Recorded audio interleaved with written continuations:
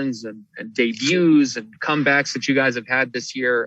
Has that helped just with the doldrums of the season? Has that kind of brought you brought you guys through certain things? You mean if I'm interpreting that correctly, I think just having different lineups on the floor, having to be able to adapt and overcome some early adversity throughout the season, injuries, new lineups. That definitely builds character for a team for sure. So, we've all got to know each other. It's a tight locker room. And it definitely goes a long way for sure, having to deal with that.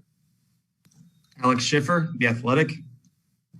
Hey, Landry, the scoring's been really spread out the past 2 games. I think 8 scores in double figures, both nice. I'm curious if you point anything to that with ball movement or just the way the offense has flowed. Yeah, we've been really unselfish.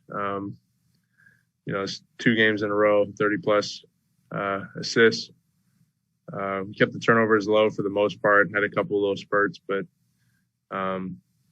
we've been moving the ball, playing unselfishly, and the ball finds the open man and the right shot every possession. So it's a fun way to play, and that speaks for itself.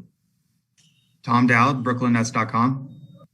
Hey, Landry, how was it having James back, just specifically in the way he just really seems to control the offense out there for you guys? Yeah, he sees the game on a different level for sure. So offensively, it's great having him in our repertoire again. Glad to have him back.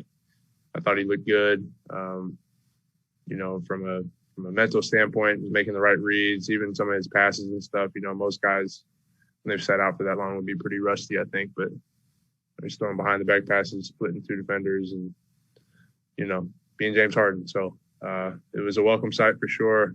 Happy to have him back. Christian Winfield, New York Daily News. Hey, Landry, congratulations on the win.